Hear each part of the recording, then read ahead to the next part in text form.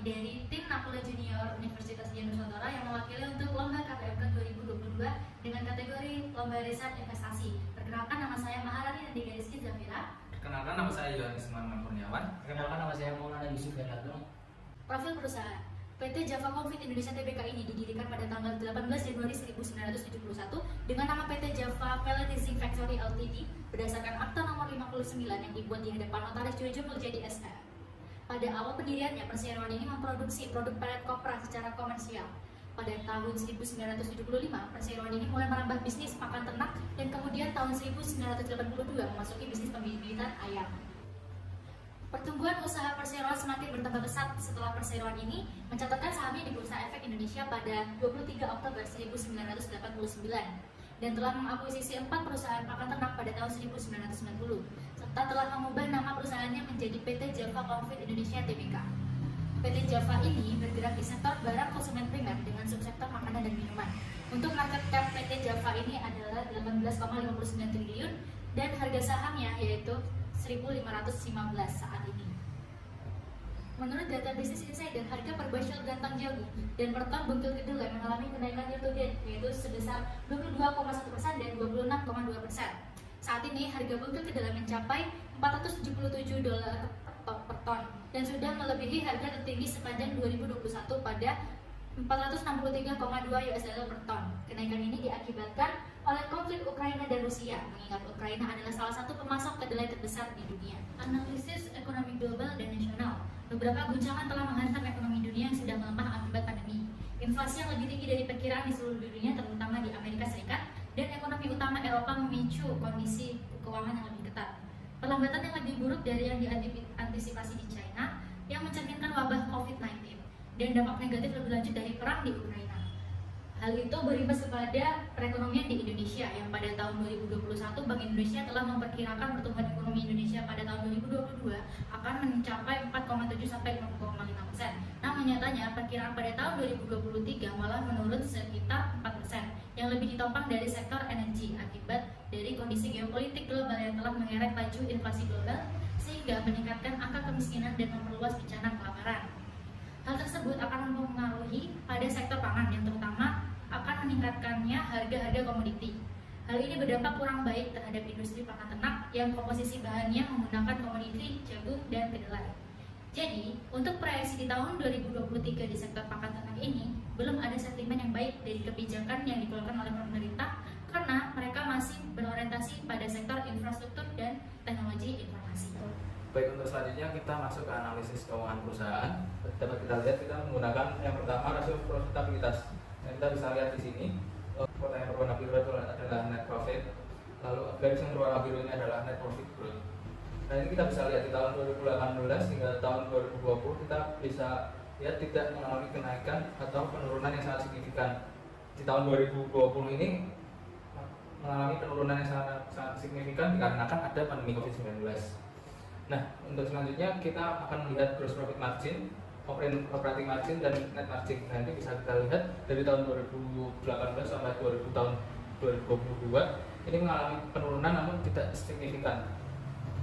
Di tahun 2020 saja yang terjadi pandemi COVID-19 untuk kemampuan perusahaan dalam mencetak profit atau laba itu sangat baik. Baik, selanjutnya kita akan masuk di rasio likuiditas. Rasio likuiditas ini untuk mengukur kemampuan bayar jangka pendek dari perusahaan tersebut. Pada tahun 2021, rasio likuiditas dari PT Java ini terdiri atas rasio lancar dan rasio cepat, masing-masing 2 kali dan 0,7 kali. Dibandingkan dengan tahun sebelumnya, rasio lancar dan rasio cepat milik Java ini relatif stabil, yang tercatat secara berturut-turut sebesar 2 kali dan 0,8 kali. Untuk selanjutnya, kita akan membahas tinjauan industri dan posisi persaingan. Saham Java dan Cepin ini dikategorikan sebagai emiten yang sama-sama bergerak pada bidang konsumen primer, khususnya sektor poultry, yang saat ini kian bertambah dari waktu ke waktu permintaannya. Nah, dari data 5 tahun terakhir, ini kita bisa lihat Java dan Cepin berhasil memperoleh laba yang positif. Berdasarkan laporan keuangan terakhir, net profit dari incaran Pokpen Indonesia 118% lebih tinggi dibandingkan Java Confit Indonesia. Lalu dari segi aset Cepin ini bertumbuh 5 tahun terakhir, sedangkan Java baru berhasil menumbuhkan asetnya selama 2 tahun terakhir berdasarkan laporan keuangan dari aset Cepin ini sendiri 19% lebih tinggi dibandingkan Java Confit Indonesia Tbk. Lalu dari segi utang atau liabilitas, kondisi ekonomi yang baik merupakan hal yang baik untuk perusahaan dan untuk cash flow keuangan. Namun jika dalam kondisi krisis sangat berbahaya bagi pembayaran utang diiringi dengan kenaikan suku bunga. Dengan meningkatnya suku bunga, perusahaan yang memiliki banyak utang akan kesulitan dalam membayar. Nah, ini kita bisa lihat tahun 2020 hingga tahun 2021 jumlah liabilitas dari Cepin ini sangat lebih besar daripada Java, dan Cepin ini cenderung lebih tinggi.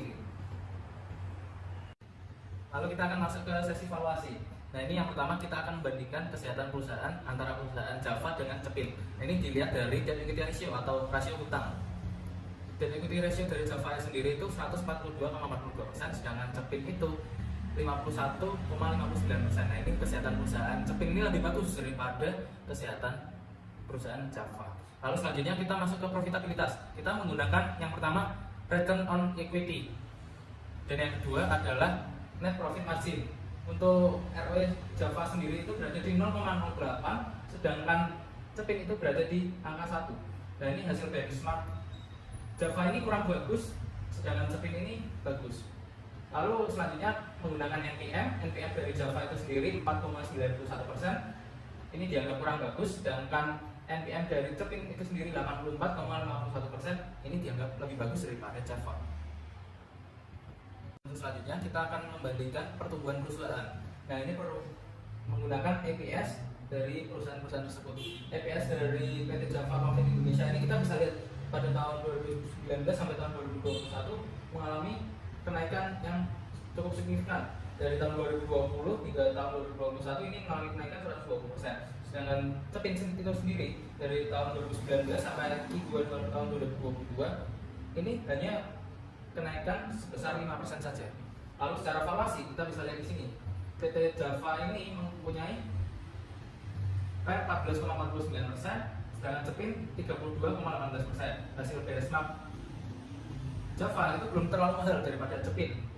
Lalu untuk dari segi PBV atau price to book value, PBV dari Java itu sendiri berada di angka 1,38 kali, sedangkan Cepin ini 3,53 kali.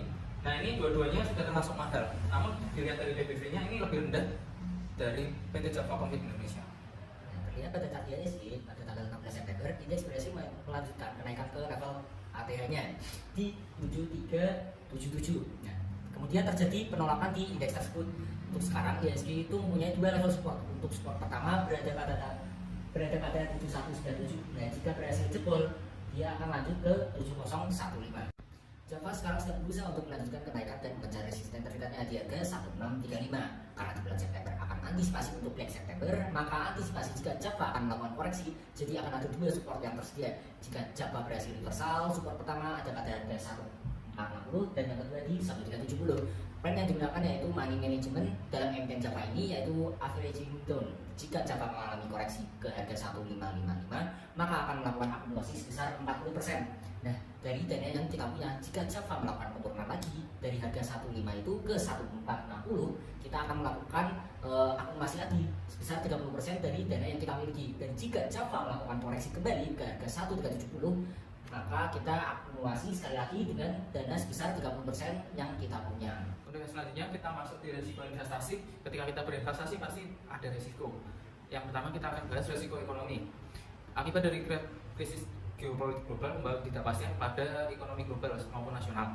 Krisis ekonomi ini terjadi seluruh bank dunia, membuat perekonomian yang ada di dunia ini mengalami penurunan sebanyak 5,7%, sehingga resiko ekonomi tahun 2023 ini perlu menjadi perhatian ekstra. Kedua, resiko persaingan pasar. Dalam menjalankan bisnis, PT Java Confit Indonesia ini memiliki ancaman barang substitusi yang banyak. Tetapi hal ini dapat diatasi dengan pemenuhan permintaan konsumen serta melakukan inovasi sesuai dengan perkembangan zaman. Lalu untuk selanjutnya adalah resiko operasional perusahaan. Mengingat bidang usaha yang luas pada PT Java Confit Indonesia ini tidak hanya fokus pada pembibitan dan pakan ternak unggas, membuat perusahaan di dalam pengembangannya tidak terpusat pada core bisnisnya. Jadi dari berbagai analisa yang telah tim kami lakukan, kami merekomendasikan untuk buy saham Java di harga sekarang yaitu 1.515 dengan potensi upside hingga 9,35% di target price 1.649. Terima kasih.